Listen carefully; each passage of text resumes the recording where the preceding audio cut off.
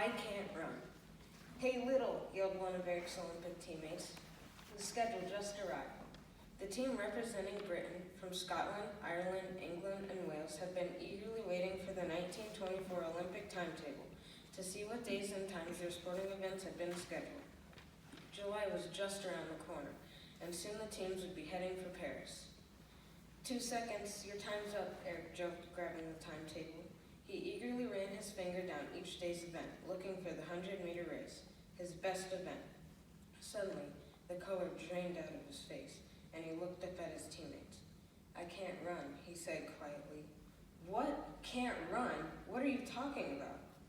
They've scheduled the first heats for the 100-meter on Sunday. So, what's the problem? Eric took a deep breath. I don't run on Sundays. Sunday is for worshiping God, not sports, at least for me. His teammates just stared, but no one laughed at him. They respected Eric Little too much for that. Even the British officials, though dismayed by the news, quickly tried to get the schedule changed, without any luck. When the news got out that Britain's brightest hope for winning a gold medal in the 100-meter race for the first time ever was refusing to run, others were not so kind. Why can't he run on Sunday and just dedicate the race to God, some grumbled. He's a traitor to his country, that's what he is, others said darkly. What kind of man would refuse to run for Britain just because the chosen day doesn't suit him?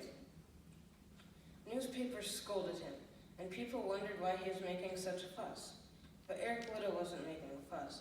He was just sticking to a promise he'd made long ago, a promise to honor Sunday as the Lord's Day, a day of rest from work and sports.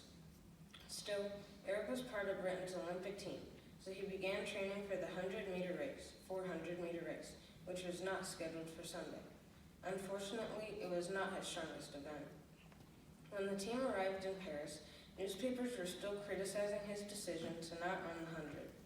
On Saturday, Eric marched with his other British teammates dressed in their cream-colored pants, blue blazers, and white straw hats in the opening ceremonies.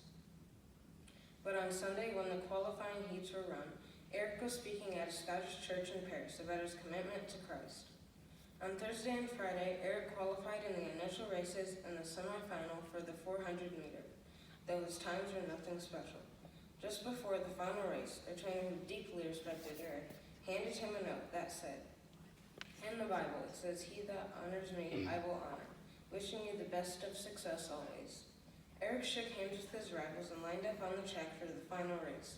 The pistol cracked, and when the race was over, Eric Little had not only won the 400-meter, but had set a new world record of 47.6 seconds. The crowd roared. No one had expected a 100-meter man to run such a race. Criticism turned to admiration. Britain and the world had a new hero, a new respect for a man who lived by what he believed.